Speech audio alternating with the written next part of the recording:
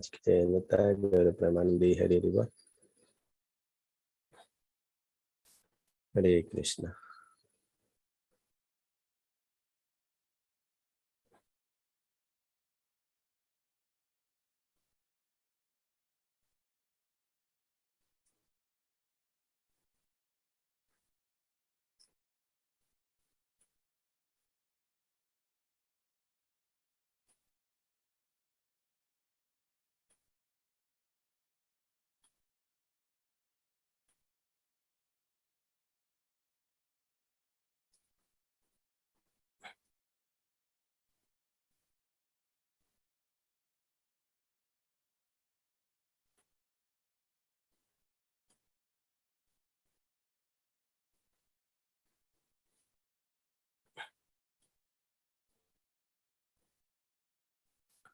ഹരേ Krishna. അല്ലുണ്ണി Mataji screen കാണാലോ അല്ലെ? Unmute ചെയ്തിട്ടൊന്ന് പറയാം.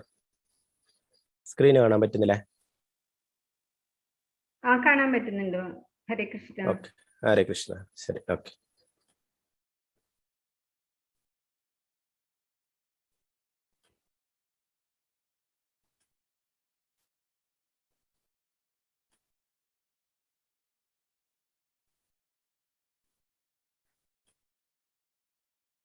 അധ്യായം 4, ശ്ലോകം നമ്പർ 3. ഓം നമോ ഭഗവതേ വാസുദേവായ. ഓം നമോ ഭഗവതേ വാസുദേവായ. ഓം നമോ ഭഗവതേ വാസുദേവായ. കസ്മിൻ യുഗേ പ്രവൃത്തേയം സ്ഥാനേ വാക്കേന ഹേതുനാ കുതഃ സംചോദിതഃ കൃഷ്ണഃ കൃതവാൻ സംഹിതാം മുനി. കസ്മിൻ യുഗേ പ്രവൃത്തേയം സ്ഥാനേ വാക്കേന ഹേതുനാ കുതഃ സംചോദിതഃ കൃഷ്ണഃ കൃതവാൻ സംഹിതാം മുനി. കസ്മിൻ യുഗേ പ്രവൃത്തേയം സ്ഥാനേ വാക്കേന ഹേതുനാ കുതഃ സംചോദിതഃ കൃഷ്ണഃ കൃതവാൻ സംഹിതാം മുനി. എല്ലാവർക്കും 2 പ്രാവശ്യം ചൊല്ലാം. എല്ലാവരെയും അൺമ്യൂട്ട് ചെയ്തിട്ടുണ്ട്. ഓം നമോ ഭഗവതേ വാസുദേവായ. ഓം നമോ ഭഗവതേ വാസുദേവായ. അസ്മിൻ യുഗേ പ്രവൃത്തേയം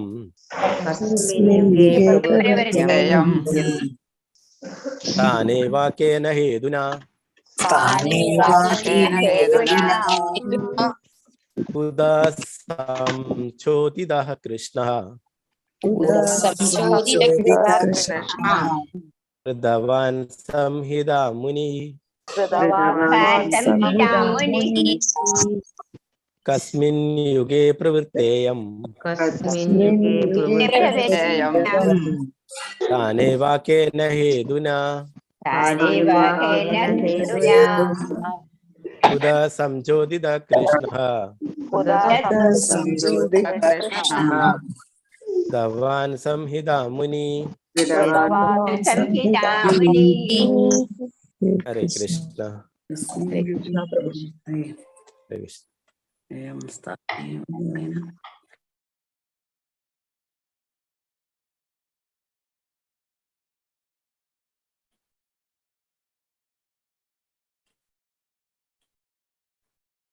ഹരേ കൃഷ്ണ. ഒരാളായിട്ട് ചൊല്ലിക്കോളൂ. അല്ലുണ്ണി മാതാജി ചൊല്ലിക്കോളൂ. മാതാജി ഞാൻ കോസ്റ്റ് ആക്കിയിട്ടുണ്ട് കേട്ടോ. മാതാജി ഒന്ന് ചെറിയ ഹെൽപ്പ് ചെയ്ത് തരണേ. ശ്ലോകം ചൊല്ലേണ്ടവരെ ഒന്ന് അൺമ്യൂട്ട് ചെയ്ത് കൊടുക്കണേ, കൈ ഉയർത്തിയവരാ. ഓക്കെ, മാതാജി ചൊല്ലിക്കോളൂ. ഹരേ കൃഷ്ണ. ഹരേ കൃഷ്ണ. ഓം നമോ ഭഗവതേ വാസുദേവായ. കസ്മിൻ യുഗേ പ്രവൃത്തേയം ഹേതുനാ കുതഃ സംചോദിതഃ കൃഷ്ണ കൃതവാൻ സംഹിതാം മുനി. ഹരേ കൃഷ്ണ. ഹരേ കൃഷ്ണ. മാതാജി ഒരാളെ അൺമ്യൂട്ട് ചെയ്യോ, കൈ ഉയർത്തിയവരെ? ഓക്കെ. ഓക്കെ.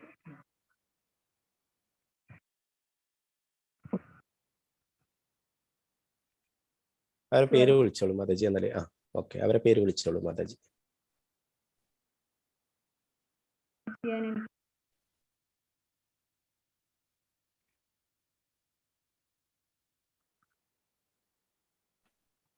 ശ്രീജ കനിയാരത്ത് മാതാജി. ഓം നമോ. ഹരേ കൃഷ്ണ മാതാജി. ओम नमो भगवते वासुदेवाय।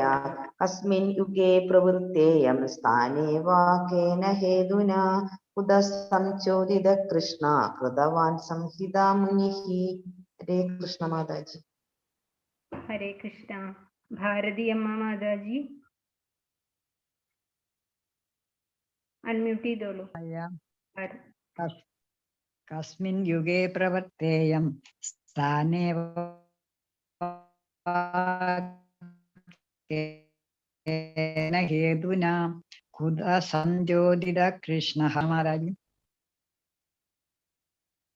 हरे कृष्ण। विजया नानू माताजी हरे कृष्ण। विजया नानू माताजी कस्मिन् युगे प्रवृत्तेयं स्थाने वा केन हेतुना कुतः संचोदित कृष्ण कृतवान् संहिता मुनि। हरे कृष्ण। हरे कृष्ण। मिनी बालकृष्णन माताजी हरे कृष्ण। हरे कृष्ण माताजी। कस्मिन् युगा प्रवृत्तेयं स्थाने वा केन हेतुना कुतः संचोदित कृष्ण कृतवान् संहिता मुनिः। हरे कृष्ण। हरे कृष्ण। श्रीजा विजय माताजी अनम्यूट ചെയ്തോളൂ. हरे कृष्ण प्रभु जी। हरे कृष्ण माता जी। ओम नमो भगवते वासुदेवाय। कस्मिन् युगे प्रवृत्तेयं स्थाने वा केन हेतुना कुतः संचोदित कृष्ण कृतवान् संहिता मुनिः। हरे कृष्ण। हरे कृष्ण। डिनी वीपी माताजी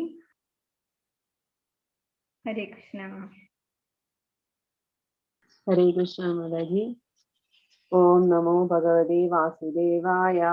कस्मिन् युगे प्रवृत्तेयं स्थाने वगेन हेतुना कुतः संचोदित कृष्णः कृतवान् संहिता मुनिः। हरे कृष्ण। हरे कृष्ण। मालती माताजी हरे कृष्ण। हरे कृष्ण। ओम नमो भगवते वासुदेवाय। कस्मिन् युगे प्रवृत्तेयं स्थाने वा केन हेतुना कुतः संचोदित कृष्ण कृतवान् संहिता मुनि। हरे कृष्ण प्रभु माता हरे जी। कृष्ण। बिंदु भवानी माताजी हरे कृष्ण। हरे कृष्ण प्रभु जी। हरे कृष्ण माता जी। ओम नमो भगवते वासुदेवाय। कस्मिन् युगे प्रवृत्तेयं स्थाने वा केन हेतुना कुतः संचोदित कृष्ण कृतवान् संहिता मुनिः। हरे कृष्ण माता जी। मल्लिका माताजी हरे कृष्ण। ओम नमो भगवते वासुदेवाय। कस्मिन् युगे प्रवृत्तेयं स्थाने वा केन हेतुना कुतः संचोदित कृष्ण कृतवान् संहिता मुनिः। हरे कृष्ण माताजी। हरे कृष्ण। पद्मा कुमारी माताजी हरे कृष्ण। हरे कृष्ण। ओम नमो भगवते वासुदेवाय। कस्मिन् युगे प्रवर्तेयं स्थाने वा केन हेतुना कुतः संचोदित कृष्ण कृतवान् संहिता मुनिः। हरे कृष्ण माता जी। हरे कृष्ण। सती देवी अम्मा माताजी हरे कृष्ण। हरे कृष्ण प्रभु जी। हरे कृष्ण माता जी। ओम नमो भगवते वासुदेवाय। कस्मिन् युगे प्रवृत्तेयं स्थाने वा केन हेतुना कुतः संचोदित कृष्ण कृतवान् संहिता मुनिः। हरे कृष्ण हरे प्रभु कृष्ण। जी। हरे अनिता कृष्ण माता कुमारी जी। माताजी हरे कृष्ण। अनिता कुमारी माताजी हरे कृष्ण। हरे कृष्ण। कस्मिन् ओम नमो भगवते वासुदेवाय। कस्मिन् युगे प्रवृत्तेयं स्थाने वा केन हेतुना कुतः संचोदित कृष्ण कृतवान् संहिता मुनिः। हरे कृष्ण माताजी। हरे कृष्ण। रामचंद्र भाई प्रभु हरे कृष्णा।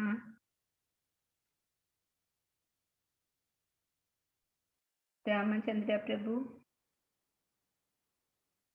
ओम नमो भगवते वासुदेवाय। कस्मिन् प्रवर्तेयं स्थाने वाकेन हेतुना कुतः संयोजितः कृष्णा कृतवान् संहितां मुनिः। हरे कृष्णा। हरे कृष्णा। अनिता उन्नीकृष्णन महादाजी हरे कृष्णा। हरे कृष्णा। ओम नमो भगवते वासुदेवाय। कस्मिन् युगे प्रवृत्तेयं स्थाने वा केन हेतुना कुतः संचोदितः कृष्णः कृतवान् संहितां मुनिः। हरे कृष्णा। हरे कृष्णा മാതാജി. പ്രഭുജി മതിയോ ഇനി വേണോ? അടുത്ത ശ്ലോകം ഒരു ശ്ലോകം കൂടി എടുക്കുന്നുണ്ടെന്നവരോ അവരൊക്കെ ഉണ്ട്, നമുക്ക് ചൊല്ലിക്കാം കേട്ടോ. Okay, Hare Krishna. Thank you Mataji. Hare Krishna. Hare Krishna.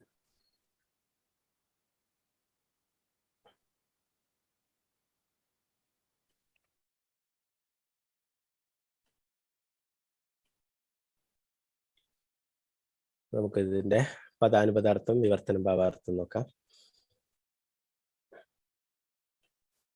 Shri Bhaktivedanta സ്വാമി ശ്രീല പ്രഭുപാദ് കി ജയ്. കസ്മിൻ ഏതിന്റെ, യുഗേ യുഗം, പ്രവൃത്ത ആരംഭിച്ചു കഴിഞ്ഞു, ഇയം ഈ, സ്ഥാനേ ഈ സ്ഥലത്തിൽ, വാ അല്ലെങ്കിൽ കേന എന്തിന്റെ, ഹേതുന അടിസ്ഥാനത്തിൽ, കുതഃ ഏതിൽ നിന്നോ, സംചോദിത പ്രചോദിക്കയാൽ, കൃഷ്ണ കൃഷ്ണദ്വൈപായന വ്യാസ കൃതവാൻ രചിച്ചു, സംഹിതാം വേദസാഹിത്യം, മുനി വിദ്വാൻ. വിവർത്തനം. ഏത് യുഗത്തിലാണ്, ഏത് സ്ഥലത്താണ് ഇത് പ്രഥമമായി ആരംഭം കൊണ്ടത്, എന്തുകൊണ്ടാണ് ഇതിനെ കയ്യേൽക്കപ്പെട്ടത്? ഉത്കൃഷ്ട ഋഷിയായ കൃഷ്ണദ്വൈപായന വ്യാസന് ഈ സാഹിത്യ രചനയ്ക്കുള്ള പ്രചോദനം ലഭിച്ചത് എവിടെ നിന്നാണ്? ഇവിടെ സൂത ഗോസ്വാമിയോട് അല്ലെ ശൗനകാദി ഋഷി ചോദിക്കുന്ന ചോദ്യങ്ങളാണിത്. ഈ ശ്രീമദ് ഭാഗവതം അല്ലെ, ഇത് നമ്മൾ പഠിച്ചു. ഇത് എല്ലാ വേദങ്ങളുടെയും എല്ലാ ഉപനിഷത്തുക്കളുടെയും എല്ലാ പുരാണങ്ങളുടെയും എല്ലാറ്റിന്റെയും സത്താണ് അല്ലെ. ഏറ്റവും ഉത്കൃഷ്ടമായിട്ടുള്ള, ഏറ്റവും എന്താ പറഞ്ഞത്, എല്ലാവർക്കും ശ്രേയസ്കരമായിട്ടുള്ളതാണെന്നും നമ്മൾ പഠിച്ചു അല്ലെ. ശ്രേയസ്കരമായിട്ടുള്ള ആ ശാസ്ത്രമാണ്. വേറെ എന്നാലും നമ്മൾ കഴിഞ്ഞ ക്ലാസ്സുകളിൽ പഠിക്കുകയുണ്ടായി അല്ലെ. ഭഗവത്ഗീതയും ഭാഗവതം ഇത് മാത്രമേ നമ്മൾ പഠിക്കേണ്ടതായിട്ടുള്ള ഗ്രന്ഥമുള്ളൂ. അതിലെ എല്ലാ വേദങ്ങളുടെയും എല്ലാറ്റിന്റെയും സത്തുണ്ട് അല്ലെ. വേദങ്ങള് പലർക്കും വേണ്ടിയിട്ടുള്ള, പല തരത്തിലുള്ള ആൾക്കാർക്ക്, എന്നാലും ഭക്തന്മാർക്ക് വേണ്ടിയിട്ടുള്ളതാണ് ഈ ഭഗവത്ഗീതയും ഭാഗവതവും അല്ലെ. പൂർണ്ണമായിട്ടും ഭഗവാനെ കുറിച്ചും ഭഗവാന്റെ ഭക്തന്മാരെ കുറിച്ചും ഭഗവാന്റെ ലീലകളെ കുറിച്ചൊക്കെ വർണ്ണിക്കുന്നത് അല്ലെ. അപ്പൊ അത് ആധികാരികമായിട്ടുള്ളതാണെന്ന് മറ്റുള്ളവർക്ക് തെളിയിച്ചു കൊടുക്കണം. അതിനു വേണ്ടിയിട്ടാണ് ഇങ്ങനെയുള്ള ചോദ്യങ്ങൾ ചോദിക്കുന്നത് അല്ലെ. എന്തിനാണ് ഇത്? വെറുതെ ആരെങ്കിലും എഴുതിയിട്ട് എപ്പോഴെങ്കിലും എഴുതിയിട്ട് പോയതല്ല. ഇതിന് ശരിയായ പ്രൂഫ് ഉണ്ട് അല്ലെ, ആധികാരികമായിട്ടുള്ള തലത്തിലുള്ളതാണ് എന്ന് മറ്റുള്ളവർക്ക് ബോധ്യപ്പെടുത്താൻ വേണ്ടിയിട്ടാണ്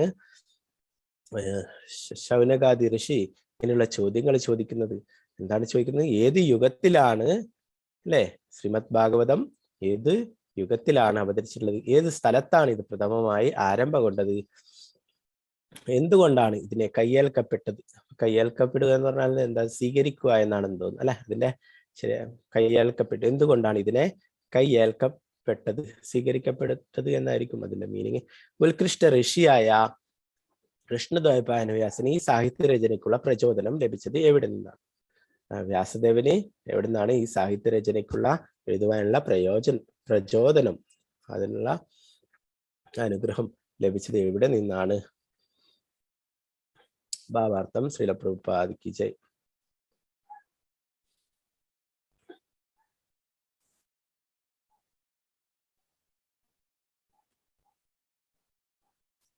ഹരേ കൃഷ്ണ. സുവർണപ്രഭ മാതാജി ഹരേ കൃഷ്ണ. വായിച്ചോളൂ മാതാജി. ഹരേ കൃഷ്ണ. ഹരേ കൃഷ്ണ. വ്യാസദേവന്റെ സവിശേഷമായ സംഭാവനയാണ് ശ്രീമദ് ഭാഗവതം. ആകയാൽ പണ്ഡിതനായ ശൗനകമുനി ആരായുന്ന നിരവധി അന്വേഷണങ്ങൾ അതിലുണ്ട്.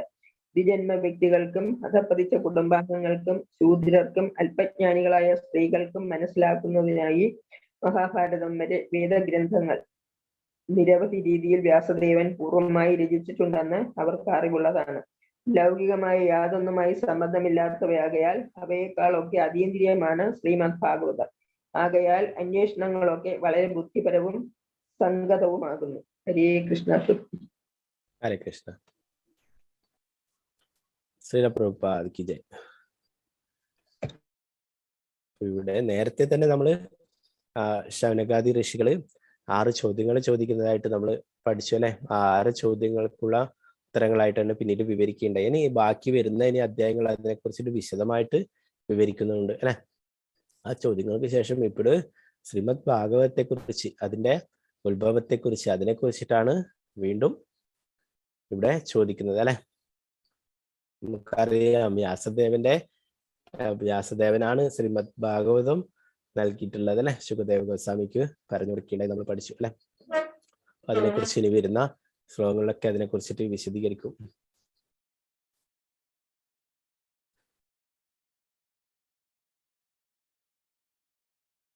അടുത്തൊരു ശ്ലോകം കൂടി നമുക്ക് നോക്കാം.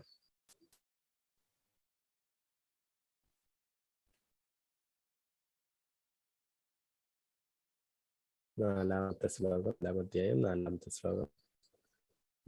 ഓം നമോ ഭഗവതേ വാസുദേവായ.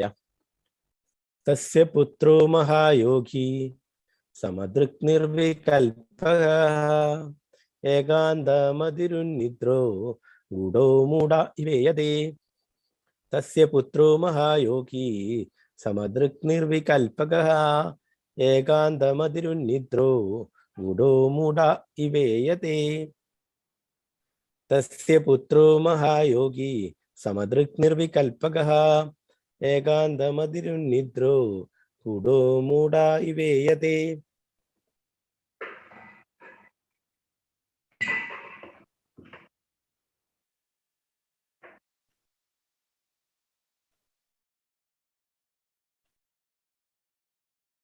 ഓക്കെ, നേരത്തെ ചൊല്ലാൻ ബാക്കിയുള്ളവര് ചൊല്ലിക്കോളൂ. ഞാൻ മ്യൂട്ട് ചെയ്യാം. സുവർണപ്രഭ മാതാജി, ഹരേ കൃഷ്ണ. ഹരേ കൃഷ്ണ. ഓം നമോ വാസുദേവായ. തസ്യ പുത്രോ മഹായോഗി സമദൃക് നിർവികൽപഃ ഏകാന്തമതിരുന്നിദ്രോ ഗൂഢോ മൂഢ ഇവേയതേ. ഹരേ കൃഷ്ണ. ഹരേ കൃഷ്ണ. ഹരേ കൃഷ്ണ. അല്ലുണ്ണി മാതാജി കുഴപ്പമില്ല, ഞാൻ ചെയ്യാൻ ഇപ്രാവശ്യം ഞാൻ അൺമ്യൂട്ട് ചെയ്തോളാം കേട്ടോ, കുഴപ്പമില്ല. ഓക്കെ, ഹരേ കൃഷ്ണ. ഹരേ കൃഷ്ണ. അപ്പൊ നേരത്തെ ചൊല്ലാൻ ബാക്കിയുള്ളത് വത്സല മാതാജി, ഹരേ കൃഷ്ണ. ഹരേ കൃഷ്ണ പ്രഭുജി. ഓം നമോ ഭഗവതേ വാസുദേവായ.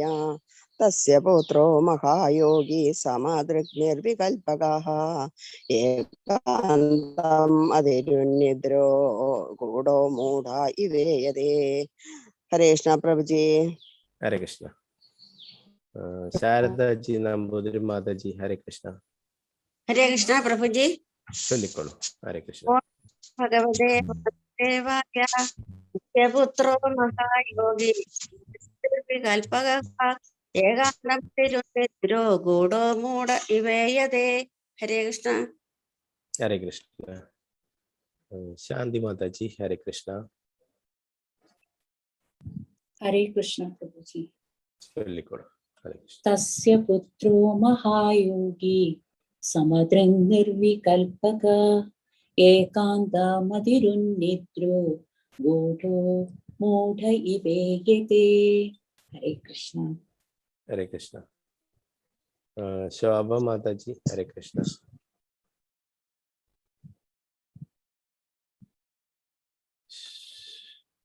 ശോഭ പ്രദീപ് അൺമ്യൂട്ട് ചെയ്തോളൂ.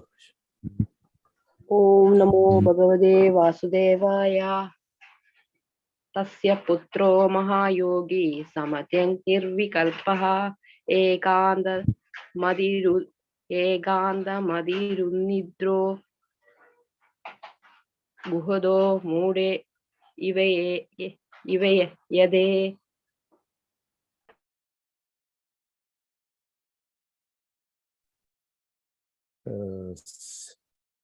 സിന്ധു മാതാജി, ഹരേ കൃഷ്ണ.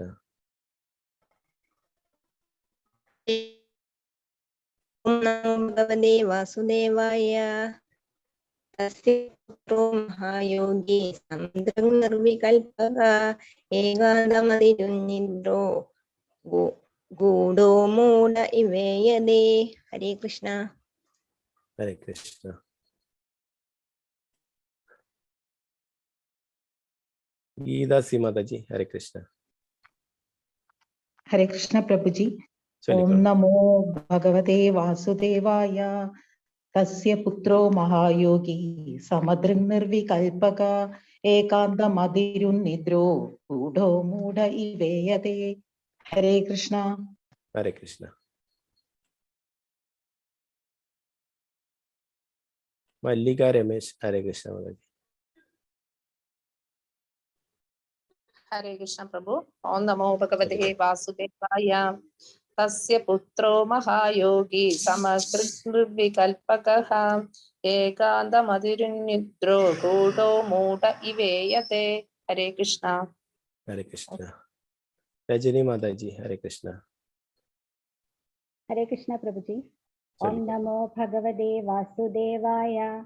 തസ്യ പുത്രോ മഹായോഗി സമദൃങ് നിർവികൽപകഃ ഏകാന്തമതിരുന്നിദ്രോ ഗൂഢോ മൂഢ ഇവേയതേ.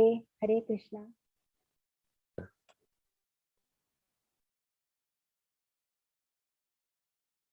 വത്സല ഗോപാലൻ മാതാജി. ഹരേ കൃഷ്ണ.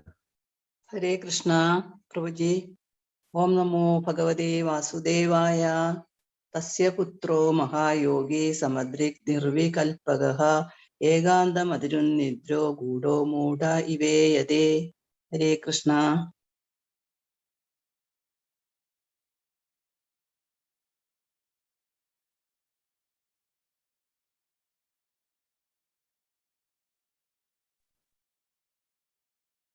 മല്ലിക മാതാജി. ഹരേ കൃഷ്ണ. ചൊല്ലിക്കോളൂ മാതാജി. ഹരേ കൃഷ്ണ. ഓം നമോ ഭഗവതേ വാസുദേവായ. ഹരേ കൃഷ്ണ. തസ്യ പുത്രോ മഹായോഗി സമദൃക് നിർവികൽപകഃ ഏകാന്തമതിരുന്നിദ്രോ ഗൂഢോ മൂഢ ഇവേയതേ. ഹരേ കൃഷ്ണ.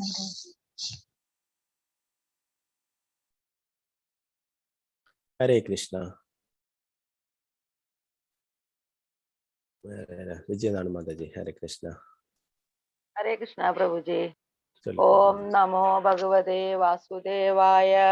തസ്യ പുത്രോ മഹായോഗി സമദൃക് നിർവികൽപക ഏകാന്തമതിരുന്നിദ്രോ ഗൂഢോ മൂഢ ഇവേയതേ. ഹരേ കൃഷ്ണ. ഹരേ കൃഷ്ണ. നമുക്കതിന്റെ പദാനുപദാർത്ഥം ഭാവാർത്ഥം വിവർത്തനം നോക്കാം. തസ്യ അദ്ദേഹത്തിന്റെ പുത്രഃ പുത്രൻ മഹായോഗി ഒരു ശ്രേഷ്ഠ ഭക്തൻ സമദൃക്കായ നിർവികൽപക പരമ അദ്വൈതവാദി ഏകാന്തമതി അദ്വൈതത്തിൽ അടിയുറച്ച അഥവാ മാനസികൈക്യം ഉന്നിദ്ര ആത്മതിയെ അധകരിച്ചു ഗൂഢഃ നിഗൂഢമായ മൂഢഃ മൂഢമായ ഇവ ഇതുപോലുള്ള ഇയതേ അതുപോലെ കാണപ്പെട്ടു. വിവർത്തനം. അദ്വൈതത്തിൽ സദാ ഏകാഗ്രചിത്തനായ സമദൃക് അദ്വൈതവാദിയായ വ്യാസദേവന്റെ പുത്രൻ മഹാഭക്തനാകുന്നു. സാംസ്കാരിക പ്രവർത്തനങ്ങൾക്ക് അതീന്ദ്രനാണ് അദ്ദേഹം. എന്നാൽ അനാച്ഛാദനം ചെയ്യപ്പെടാത്തതിനാൽ അദ്ദേഹം അജ്ഞനായ ഒരുവനെ പോലെ കാണപ്പെട്ടു.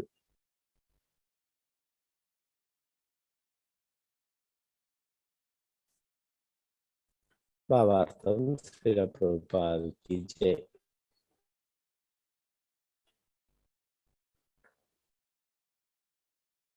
ഓക്കെ, ബിനി മാതാജി വായിച്ചോളൂ ഭാവാർത്ഥം. ഹരേ കൃഷ്ണ.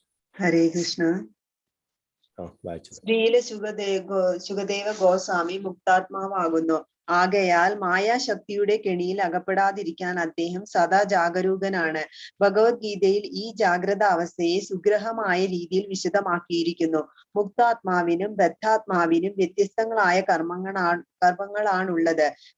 ബദ്ധാത്മാക്കളുടെ സ്വപ്നമാകുന്ന ആത്മീയ പ്രാപ്തിക്കുതകുന്ന പുരോഗമന പാതയിൽ മുക്താത്മാക്കൾ സദാ നിരതരായിരിക്കുന്നു. മുക്താത്മാക്കളുടെ യഥാർത്ഥ കർമ്മങ്ങളെ കുറിച്ച് സങ്കല്പിക്കാൻ പോലും ബദ്ധാത്മാക്കൾക്ക് സാധ്യമല്ല. ആത്മീയ കർമ്മങ്ങളെ കുറിച്ച് ബദ്ധാത്മാക്കൾ അപ്രകാരം സ്വപ്നം കാണുമ്പോൾ മുക്താത്മാക്കൾ ഉണർന്നു പ്രവർത്തിക്കുന്നു. അതേപോലെ ബദ്ധാത്മാക്കളുടെ പ്രവൃത്തികൾ മുക്താത്മാക്കൾക്ക് വെറും ഒരു സ്വപ്നം പോലെ അനുഭവപ്പെടുന്നു.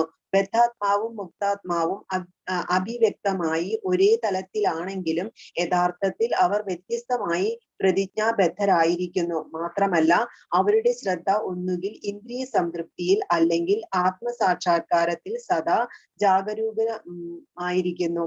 ബദ്ധാത്മാവ് ഭൗതിക പദാർത്ഥത്തിൽ നിമഗ്നമായിരിക്കുന്നു. അതേസമയം മുക്താത്മാവ് ഭൗതിക വിഷയത്തിൽ തികച്ചും ഉദാസീനനായിരിക്കുന്നു. ഈ വിരസത താഴെ വിശദമാക്കും വിധമാകുന്നു. ഹരേ കൃഷ്ണ. ഹരേ കൃഷ്ണ. ശ്രീല പ്രഭുപാദ് കി ജയ്.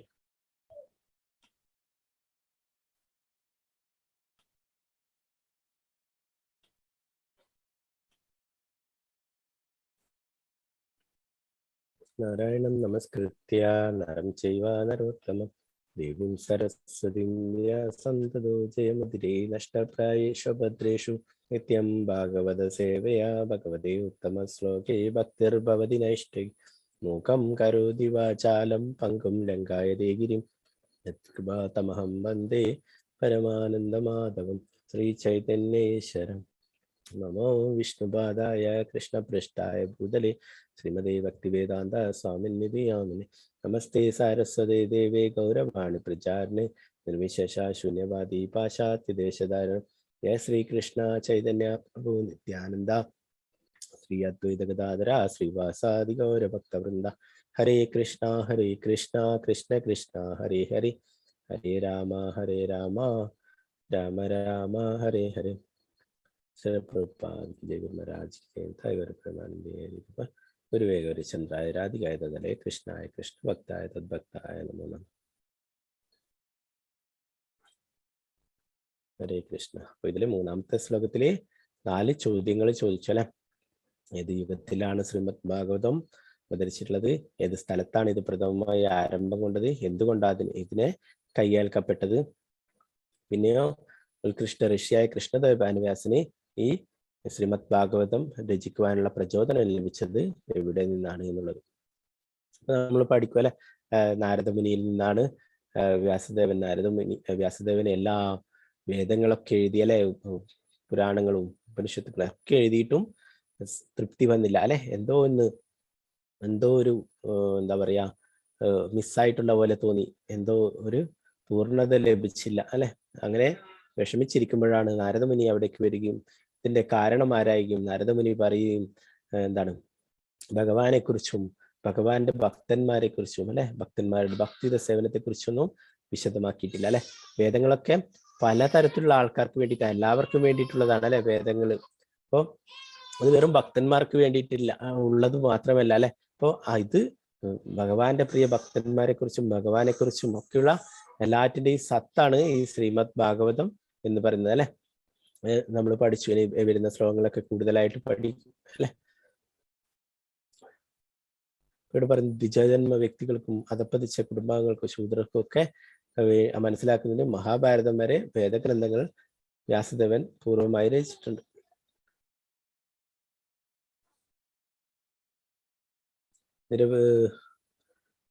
ലൗകികമായ യാതൊന്നുമില്ലാത്ത സംബന്ധമില്ലാത്തവയാൽ അവയൊക്കെ അതീന്ദ്രിയമാണ് ശ്രീമദ് ഭാഗവതം. ആകയാൽ അന്വേഷണങ്ങളൊക്കെ വളരെ ബുദ്ധിപരവും സംഗതവുമാകുന്നു. അപ്പോൾ ഇവർ നേരത്തെ ചോദിക്കുന്ന ചോദ്യങ്ങളൊക്കെ നമ്മൾ കേട്ടല്ലേ, 6 ചോദ്യങ്ങളും അത് ശൗനകാദി ഋഷികൾക്ക് മാത്രം അവരുടെ സ്വന്തം താല്പര്യത്തിനായിട്ടുള്ളതല്ല അല്ലെ. അങ്ങനെ ചോദിക്കുന്നത് എന്താണ്? ലോകത്തിന് തന്നെ എല്ലാവർക്കും ശ്രേയസ്കരമായിട്ടുള്ള കാര്യം എന്താണെന്ന് ചോദിച്ചത് അല്ലെ. അവർക്ക് മാത്രമായിട്ടുള്ളതല്ല അല്ലെ. നമ്മൾ അമ്പലത്തിലൊക്കെ പോയിട്ട് പ്രാർത്ഥിക്കുമ്പോൾ നമ്മളെ കാര്യം മാത്രമേ അറിയൂ അല്ലെ, ലോകത്തിന്റെ കാര്യം നമ്മൾ മറന്നു. എന്നാൽ ഇവിടെ ചോദിക്കുന്ന എല്ലാവർക്കും, എല്ലാ ജീവാത്മാക്കളും ലോകത്തിന് തന്നെ ശ്രേയസ്കരമായിട്ടുള്ള എന്താണ് കാര്യം എന്ന് ചോദിക്കുന്നത് അല്ലെ. അപ്പോൾ അങ്ങനെ ഓരോരോ ചോദ്യങ്ങളും എല്ലാവർക്കും വേണ്ടിയിട്ടുള്ളത്, എല്ലാവർക്കും മനസ്സിലാക്കി കൊടുക്കാൻ വേണ്ടിയിട്ടുള്ളതാണ് അല്ലെ. ഇപ്പൊ ചോദിക്കുന്ന ഈ 4 ചോദ്യങ്ങളും എന്താണ്, പലരും ഡൗട്ട് ചെയ്യും ശ്രീമദ് ഭാഗവത അതിനെന്താണ് തെളിവ് എന്നൊക്കെ അല്ലെ.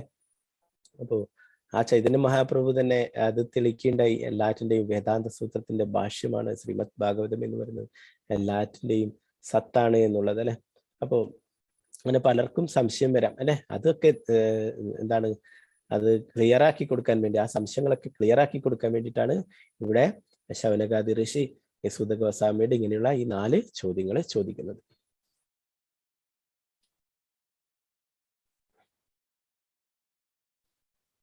അപ്പൊ ഇവിടെ ശുകദേവ ഗോസ്വാമിയെ കുറിച്ച് പറയുന്നു.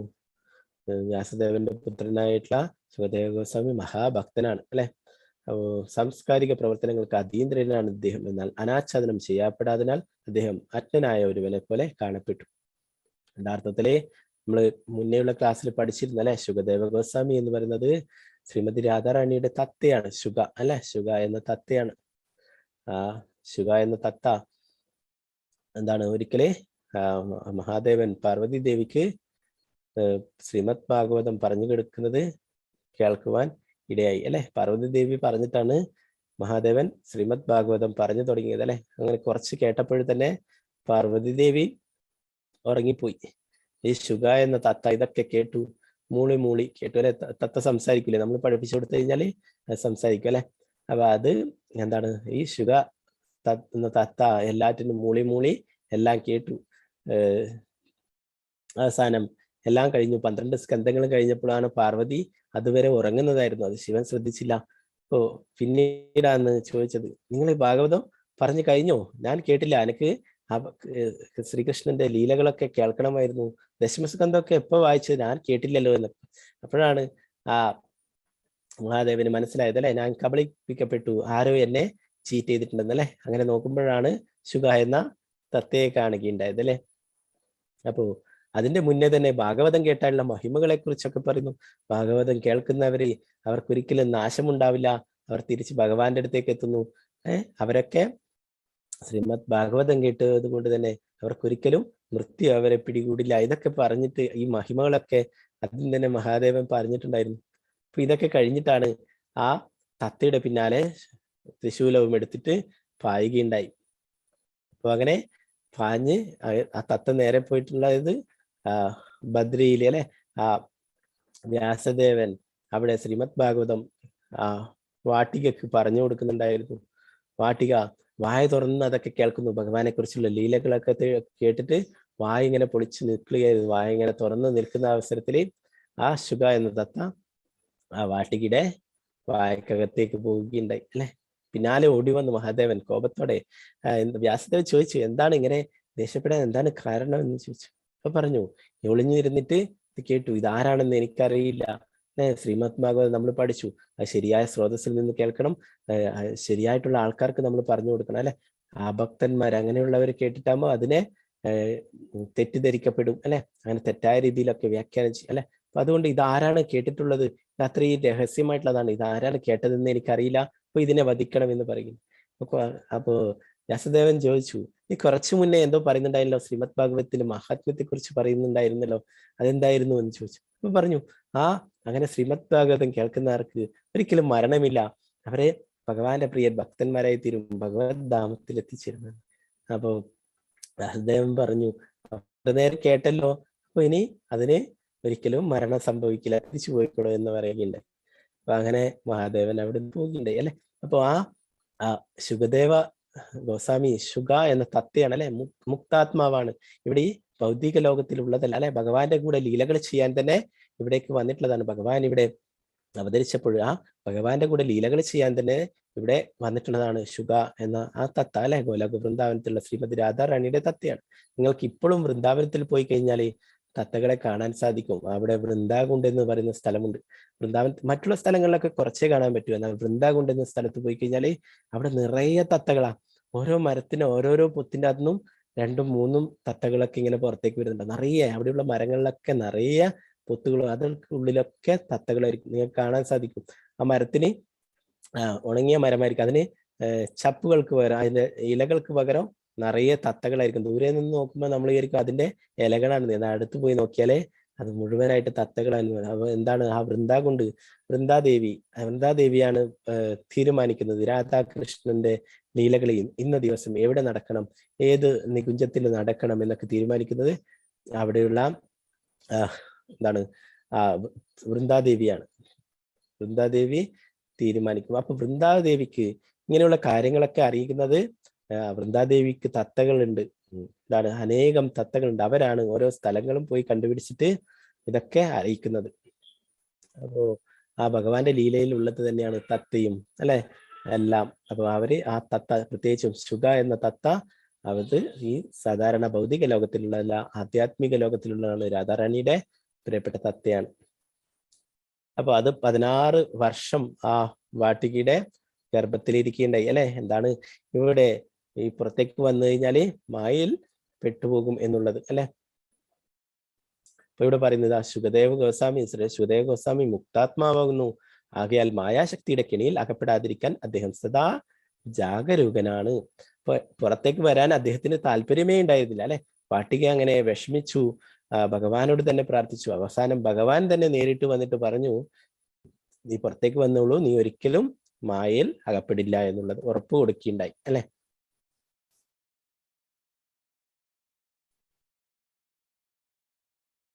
അപ്പൊ അങ്ങനെയുള്ള ആ ശുകദേവ ഗോസ്വാമിയാണ് ശ്രീമദ് ഭാഗവതം പരീക്ഷിത്ത് മഹാരാജാവിന് പറഞ്ഞു കൊടുത്തിട്ടുണ്ടായിരുന്നത് അല്ലെ. അവിടെ വെച്ചിട്ടാണ് ഈ സൂത ഗോസ്വാമി ഇത് കേൾക്കുകയും അല്ലെ പിന്നീട് ആ ശുകദേവ ഗോസ്വാമി തന്നെ പ്രവചിക്കുകയുണ്ടായി, പറയുകയുണ്ടായി, ഇവിടെ സന്നിഹിതരായിരിക്കുന്ന ഈ സൂത ഗോസ്വാമി ഇനി നൈമിഷാരണ്യത്തിൽ വെച്ചിട്ട് ആ ശൗനകാദി ഋഷികളായിട്ടുള്ള 80,000-ഓളം ഋഷികന്മാരെ ഒത്തുകൂടി എന്ന് പറയുന്നത്.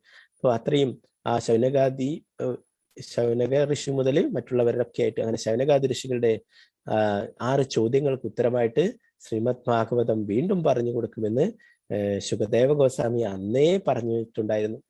അപ്പൊ ഇവിടെ അവര് ആ സൂത ഗോസ്വാമിയിൽ നിന്നും ആ ശ്രീമദ് ഭാഗവതത്തിന്റെ ഉത്ഭവത്തെ കുറിച്ച് ചോദിക്കുന്നതാണ് അല്ലെ 4 ചോദ്യങ്ങളായിട്ട് ഉണ്ടായിരുന്നിട്ടുള്ളത്. അപ്പോ ഈ ശുകദേവ ഗോസ്വാമി എന്ന് പറയുന്നത് ഒരു സാധാരണ ഭൗതിക ലോകത്തിലുള്ള ബദ്ധാത്മാവല്ല അല്ലെ, അവര് മുക്താത്മാവാണ് അല്ലെ. ഭഗവാന്റെ പരിശുദ്ധ ഭക്തന്മാര് അവരൊക്കെ മുക്താത്മാക്കളാണ് അല്ലെ. നമുക്ക് ഈ ഭൗതിക ലോകത്തിൽ അവരെ കാണുന്നുണ്ടെങ്കിലും അവർ ഒരിക്കലും ഇവിടെ ഈ ഭൗതിക ലോകത്തിലല്ല ജീവിക്കുന്നത് അല്ലെ.